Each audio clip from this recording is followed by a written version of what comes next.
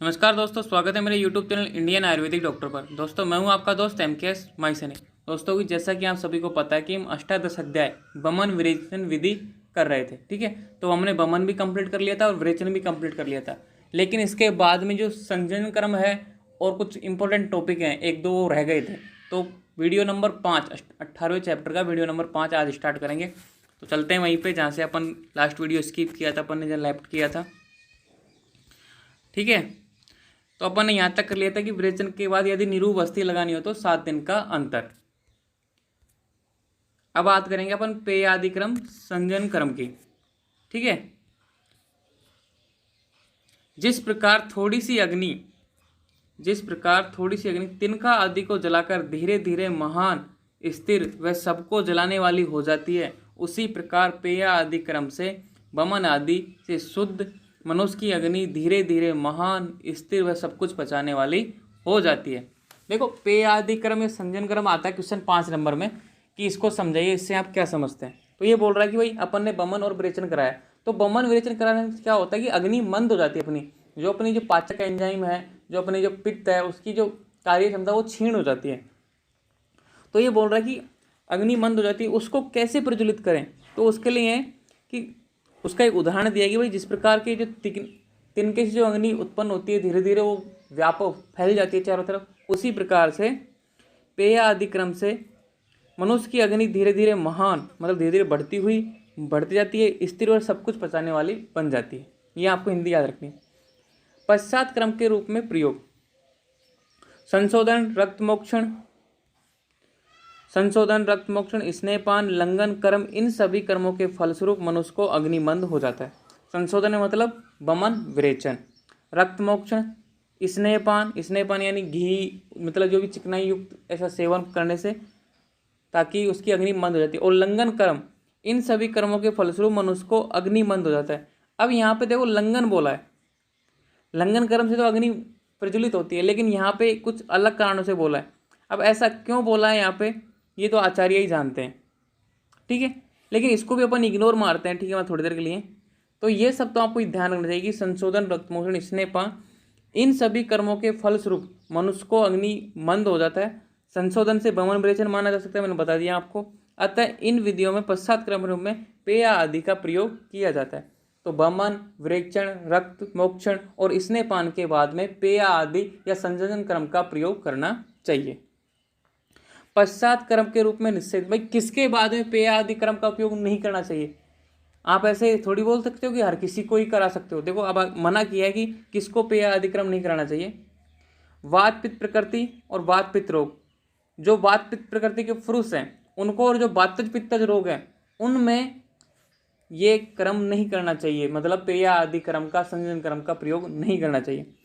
कफ व पित्त का संशोधन भली प्रकार न हो, अर्थात बमन विरेचन के हीन योग होने पर। अपन ने जब पश्चात क्रम में अति योग, हीन योग और सम्यक योग स्टडी किया था ना, तो जब हीन योग होता ना तब भी अपन को ये पेय आदि क्रम का प्रयोग नहीं करना चाहिए।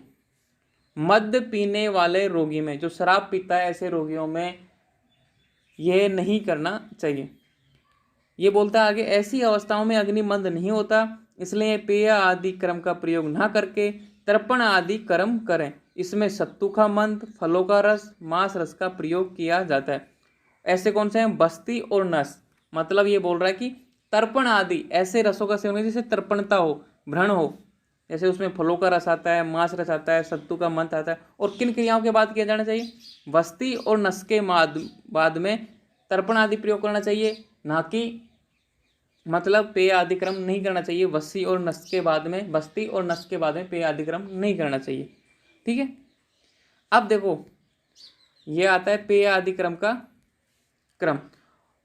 रोगी अनुसार 3 प्रकार की शुद्धियां अपनाई जाती हैं। प्रधान दोष में प्रधान शुद्धि, मध्य दोष अवस्था में मध्यम शुद्धि और हीन दोष अवस्था में हीन शुद्धि की जाती है। अगर मान लो प्रधान दोष है, भाई बात तक प्रधान दोष है, कफज प्रधान दोष है, ठीक है, पित्त प्रधान दोष है तो प्रधान शुद्धि, मध्य अवस्था मध्यम शुद्धि, हीन दोष अवस्था हीन शुद्धि। मतलब कम रोग है तो कम शुद्धि होगी, ज्यादा रोग है तो ज्यादा शुद्धि होगी, सीधी सी बात है। तो शुद्धि की तीव्रता के अनुसार पेय आदि आहारों का काल निर्धारण होता है। भोजन के 2 माने जाते हैं, सुबह व शाम का भोजन काल। देखो यहाँ पे देखा है, भोजन काल के दो माने जाते हैं, सुबह और शाम का भोजन। तो ये बताया गया कि सुबह और शाम क्या क्या खिलाना है, एक तरीके से सिस्टमेटिक तरीके से बताया। तो प्रधान शुद्धि में कितना बताया है, मध्यम शुद्धि में कितना बताया और अवर शुद्धि में कितना बताया, ये सारी बातें बताएंगे। पेया, विलेपी, अकृतयूस, कृतयूस, अकृतमासरस और कृतमासरस। ध्यान दीजिए, पेया, विलेपी, अकृतयूस, कृतयूस, अकृतमासरस और कृतमासरस। अब पेया क्या है, विलेपी क्या है, यूस क्या है, ये सारी बातें मैं बता चुका हूँ पहले अध्याय नंबर 6 में। पेया यानी 14 गुना पानी, विलेपी यानी 6 गुना पानी, अकृत यूस यानी एक तरह से दाल का पानी, ठीक है। और कृत यूस और अकृत यूस में क्या अंतर है वो मैं आपको आगे बताऊंगा, इसी में आगे लिखी हुई है। इन सभी आहारों का क्रमशः प्रयोग आहार कालों में शुद्धि अनुसार किया जाता है। मतलब सुबह शाम, आहार काल कौन से हैं, सुबह व शाम के भोजन काल, तो शुद्धि अनुसार किया जाता है। शुद्धि मतलब प्रवण शुद्धि है तो अधिक, मध्यम शुद्धि है तो कम, और हीन शुद्धि है तो और भी कम। अब देखो बोलता है कि कृत और अकृत, यहाँ बोलते हैं कि कृत यूस, अकृत मासरस, और अकृत यूस और अकृत मासरस। आया ना कृत और अकृत, तो कृत का मतलब क्या और अकृत का मतलब क्या, ये समझिए। यहाँ पे कृत यानी शुंठी, लवण, स्नेह आदि से संस्कारित करना, मतलब छोंक लगाना। अपन किसी को मतलब छोंक के लगाते हैं ना भाई, उसमें घी में उसको मतलब शुंठी भी डाल दिया, लवण भी डाल दिया और उसको मतलब छोंक लगा दिया। और अकृत यानी छोंक नहीं लगाना, मतलब डायरेक्ट कच्चा। ओके, इसका मतलब यही है, आपको ये याद रखना चाहिए, बहुत इंपॉर्टेंट लाइन है कि पेया, विलेपी, अकृत यूस रस और कृत यूस में क्या अंतर है, अकृत मास रस और कृत मास रस में क्या अंतर है। तो कृत में क्या होता है, शुंठी, लवण, इसने से आदि से संस्कारित करना, मतलब घी का छोंक लगाना, लवण, उसमें नमक मिर्ची डालना, ठीक है, एक तरीके से। अकृत यानी नहीं, ये सारी क्रियाएं नहीं करनी। अब देखो यहाँ पे बताया कि प्रधान शुद्धि, मध्यम शुद्धि, हीन शुद्धि। तो तीन तीन आहार काल, 3 आहार काल तक, मतलब 3 आहार काल तक तो आपको उनको क्या खिलाना है, पेया 3 आहार तक, विलेपी 3 आहार तक, अकृत्यूस। तो दिन लगेंगे कितने, तो कितने हुए, 12 अन्न काल। दिन लगे 7 दिन। 7 क्यों लगे, 12 अन्न काल में 6 दिन लगने चाहिए ना। मैं आपको बताता हूं, एक दिन में 2 काल है, 2 काल एक दिन में, 12 अन्न काल हो गए, तो दिन लगे यहाँ पे 7। 7 क्यों बताए, क्योंकि यहाँ पे जब अपने मतलब सुबह अपन ने वमन कराया, सुबह विरेचन कराया, तो शाम से शुरू हो जाता है। तो जो जिस दिन कराते हैं ना उस दिन को भी गिना जाता है, इसलिए एक दिन एक्स्ट्रा होता है। इसी तरीके से ये क्या है, अन्नकाल 8, मध्यम शुद्धि में दिन कितने लगे, 5 हो गया ना, एक दिन एक्स्ट्रा। यहाँ पे कितने हैं, 4 दिन लगने चाहिए, 2, लेकिन यहाँ पे कितने लगे, 3। मतलब उस दिन को भी गिना जाता है जिस दिन से वो कर्म कराया जाता है, जैसे वमन कराया हो चाहे विरेचन कराया, उस दिन को भी गिना जाता है, इसलिए एक दिन एक्स्ट्रा हो जाता है। अब यहाँ पे बताया कि प्रधान शुद्धि में किस तरीके से मतलब 7 दिन तक खाना खाना चाहिए। पेया को 3 आहार काल तक, विलेपी को 3 आहार काल तक, अकृतयूस को 1 दिन, कृतयूस को 2 दिन, अकृतमास को 1 दिन और कृतमास को 2 दिन। इस तरीके से 12 अन्न खिलाने हैं आपको। कितने दिन लगेंगे, 7। उस दिन को गिन के, कौन से दिन को गिनना है, जिस दिन अपन ने कर्म कराया उस दिन को भी इसने काउंट कर लिया। उसी तरीके से अन्य काल, जिस दिन संशोधन विधि कराई गई उस दिन के सायकाल से आहार काल माना जाता है, उस दिन के सायकाल से, तो इसलिए एक दिन एक्स्ट्रा लगता है। मध्यम शुद्धि, मध्यम शुद्धि में कितने दिन लग रहे हैं, 5। तो पेया 2 आहार काल तक, विलेपी 2 आहार काल तक, अकृत्यूस 1 आहार काल तक, कृतयूस 1 आहार, अकृत 1 आहार और कृतमास 1 आहार। इस तरीके से 8 अन्न काल बनते हैं, 5 दिन तक चलेंगे। ये आपको याद नहीं करना, ओनली आपको ये सारणी याद करनी है, बस इतना सा लिखना। अगर पे आदि क्रम आ जाए तो इतना लिख दो तो काफ़ी है, क्योंकि अगर ये सारणी लिखोगे तो आप कन्फ्यूज हो जाओगे कैसे कैसे याद करना है। अब मध्यम में ये हीन शुद्धि में आ गया कि पेया 1 अन्न काल तक, विलेपी 1 अन्न, कृतयुस 1 और कृतमास में चारों को 1 1। तो 3 दिन तक। 3 दिन क्यों, अब 2 दिन में हो जाना चाहिए ना पूरा, 1 दिन 2 दिन, लेकिन मैंने क्या बताया था, जिस दिन अपन करवाते हैं कर्म उस दिन को भी गिना जाता है। अर्थात प्रधान शुद्धि वाले रोगी, अर्थात प्रधान शुद्धि वाले रोगी को 8वें दिन, मध्यम शुद्धि वाले को 7वें दिन, हीन शुद्धि वाले को 4थे दिन सामान्य भोजन दे सकते हैं।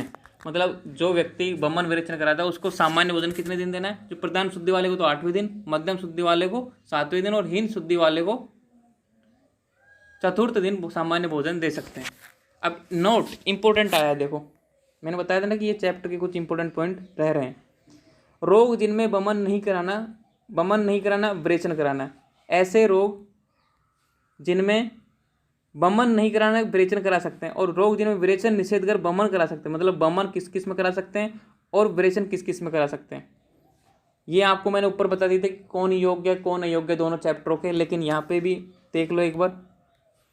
ऊर्ध्व रक्तभक्ति, प्लीहा, तिमिर, कृमि कोष्ठी, जीर्ण ज्वर, अर्श, उदर रोग, गुल्म और मूत्र आघात, इसमें क्या कर सकते हैं, ओनली विरेचन कराना है, मतलब बमन नहीं कराना। और इनमें क्या करा सकते हैं, विरेचन नहीं कराने, ओनली बमन कर सकते हैं। उद्योग रक्तभक्ति, नवज्वर, अतिसार और यक्ष्मा। ठीक है, आई होप आपको समझ में आ गई। इसकी पीडीएफ आपको चाहिए तो मेरे डिस्क्रिप्शन में मेरे व्हाट्सएप ग्रुप का लिंक है, और क्या बोलते हैं उसको, मेरे कॉन्टैक्ट नंबर है, आप मुझसे प्राप्त कर सकते हो। बमन विरेचन द्रवों की कार्य विधि बोधक तालिका। देखो मैंने ये सारी चीज़ें पहले बता दी थी किसको कराना है किसको नहीं कराना, मतलब कौन योग्य है कौन अयोग्य है, वो ऊपर शुरुआत की वीडियो बनाई तभी तो एक बार, लेकिन यहाँ पे नोट बताया कि स्पेशली क्योंकि याद होने रखने वाली चीज़ है, इसलिए दोबारा बताइए। अब बमन विरेचन द्रव की कार्य विधि किस तरीके से कार्य करते हैं, अपन जो बमन विरेचन कराते हैं वो अंदर जाते हैं बॉडी में, किस तरीके से कार्य करते हैं, वो सारी बातें हैं। ये वीडियो अगले वीडियो में बनाऊंगा। Thank you.